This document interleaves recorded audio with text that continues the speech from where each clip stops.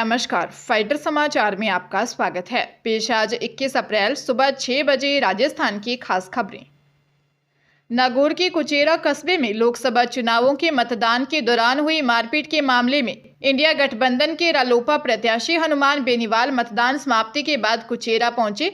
हनुमान बेनीवाल के साथ में खेमसर के पूर्व विधायक नारायण बेनीवाल, मेड़ता पूर्व विधायक इंदिरा बावरी सहित राजेंद्र डुकिया, राम प्रकाश डुकिया सहित कई लोग मौजूद रहे।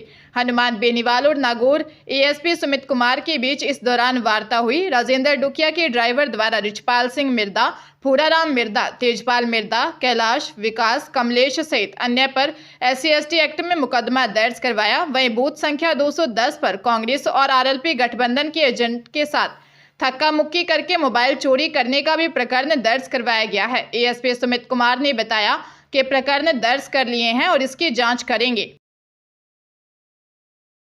पंजाब में लोकसभा चुनाव के बीच कांग्रेस को बड़ा झटका लगा है। जालंधर से कांग्रेस के सांसद रहे संतोख सिंह चौधरी की पत्नी करमजीत कौर चौधरी और हिमाचल कांग्रेस के सह प्रभारी तेजिंदर सिंह बिट्टू ने दिल्ली में भाजपा ज्वाइन कर लिया।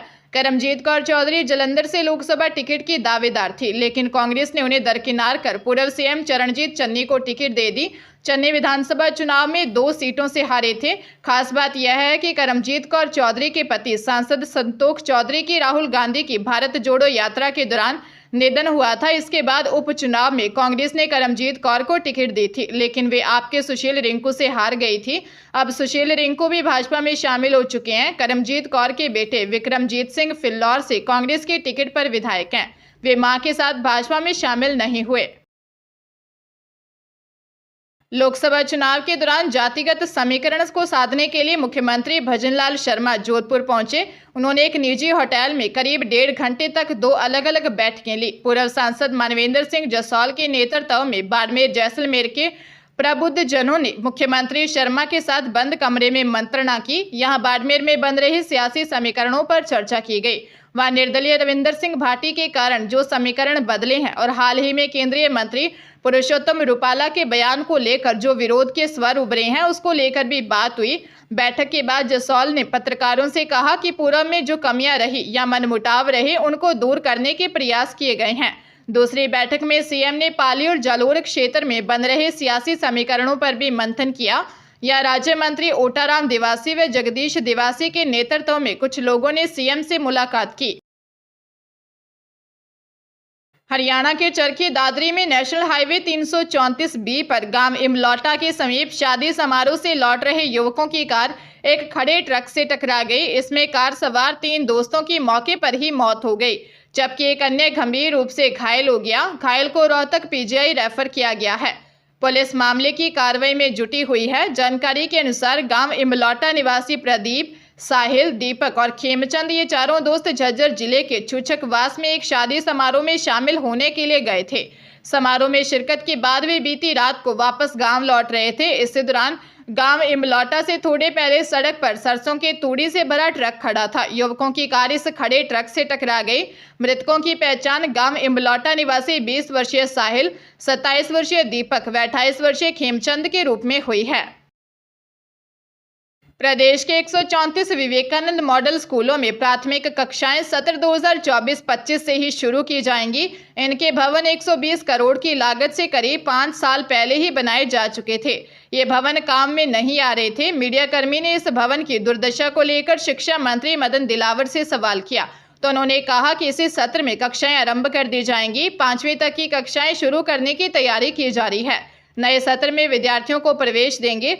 देश के मौजूदा विवेकानंद स्कूलों में कक्षा 6 से 12 तक पढ़ाई होती है और ये नियमित चल रहे हैं। प्राथमिक कक्षाएं शुरू करने के लिए वसुंधरा राजे सरकार के समय ही भवन बनाए गए थे।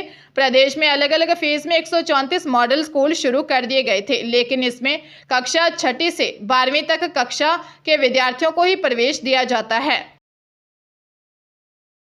बांसवाड़ा जिले के गढ़ी थाना क्षेत्र में अपहरण के 2 मामले सामने आए हैं, जिसमें एक केस में आरोपी मां और बेटी का साथ में अपहरण कर ले गए, तो वहीं दूसरे केस में आरोपी घर के आंगन में सो रही नाबालिग को बहला फुसलाकर भगा ले गए। जब परिजनों को इसका पता चला तब जाकर उन्होंने थाने में जाकर रिपोर्ट दर्ज करवाई। एक केस में प्रार्थी ने बताया कि उसके पुत्रवधू और नाबालिग पोती जंगल में बकरियां चराने गए हुए थे।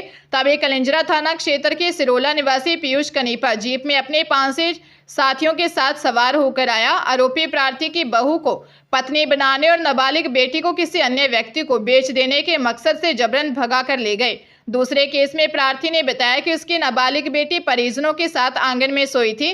तभी ग्राम पंचायत खैरन का पारड़ा निवासी अरविंद ताबियार प्रार्थी की बेटी को पत्नी बनाने के मकसद से जबरन बहला फुसलाकर भगा कर ले गया।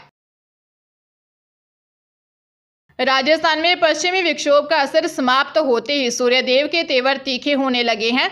दिन में धूप तेज हो गई है, मानो आसमान से अंगारे बरस रहे हैं। कोटा में सर्वाधिक 42.3 डिग्री तापमान रहा। वहीं हड़ौती अंचल में भी दिन का पारा 41 डिग्री के पार पहुंच गया। मौसम विभाग ने भी आगामी दिनों में प्रदेश में मौसम शुष्क रहने और दिन व रात के तापमान में 1-2 डिग्री तक बढ़ोतरी होने की आशंका जताई है। बीते 24 घंटे में झुलसाने वाली गर्मी का असर रहने के बाद रात में फिलहाल गर्मी के तेवर थोड़े नरम रहे हैं। हालांकि रात के तापमान में आंशिक बढ़ोतरी जरूर हुई, लेकिन अब भी प्रदेश के अधिकांश जिलों में रात का पारा सामान्य या उसके आसपास ही दर्ज किया गया है। मौसम विभाग ने अगले 48 घंटे में प्रदेश के उत्तर पश्चिमी इलाकों में मेघ गर्जन के साथ हल्की बूंदाबांदी होने का पूर्वानुमान जताया है। बारां, झालावाड़ और हनुमानगढ़ जिले में आज कहीं कहीं मेघ गर्जन के साथ हल्की बारिश होने की संभावना है। जयपुर में एक बॉयफ्रेंड द्वारा नाबालिग गर्लफ्रेंड से रेप करने का मामला सामने आया है। विरोध करने पर आरोपी बॉयफ्रेंड ने शादी का वादा किया। अश्लील वीडियो से ब्लैकमेल कर देह शोषण करने के साथ ही रुपए भी ऐंठ लिए। 15 वर्षीय नाबालिग पीड़िता ने सांगानेर थाने में दी रिपोर्ट में बताया कि कुछ समय पहले आरोपी दीपू सिंह से उसकी मुलाकात हुई थी। बातचीत के दौरान आरोपी ने उससे दोस्ती कर ली और फिर दोनों में प्यार हो गया। एक दिन आरोपी ने मिलने बुलाकर जबरन रेप किया। विरोध किया तो शादी करने का वादा किया। इस दौरान आरोपी ने रेप का वीडियो बना लिया, जिससे ब्लैकमेल करने लगा। धमकी देकर मिलने बुलाकर देह शोषण करने के साथ रुपए भी ऐंठने लगा। टॉर्चर से परेशान होकर वह थाने पहुंची। पुलिस मामले की जांच में जुटी है। भरतपुर के नवगठित डीग जिले में नगर रोड पर 2 बाइक की आमने सामने भिड़ंत हो गई। हादसे में एक बाइक सवार युवक की मौके पर ही मौत हो गई। 2 युवक घायल हो गए, जिनमें से एक का गंभीर हालत में हायर सेंटर रेफर किया गया है। जानकारी के अनुसार एक बाइक पर 22 वर्षीय युवक बंशी, 23 वर्षीय शुभम शादी में शामिल होने के लिए गांव पुछरी से पेरखू जा रहे थे। वहीं दूसरी बाइक पर 25 वर्षीय गंगाराम यादव डीग की तरफ से अपने गांव बलदेववास जा रहा था। इस दौरान नगर रोड ब्रिजवासी होटल के सामने दोनों बाइक की आमने सामने टक्कर हो गई, जिससे बाइक सवार तीनों लोग घायल हो गए। हादसे में गंगाराम यादव की मौत हो गई।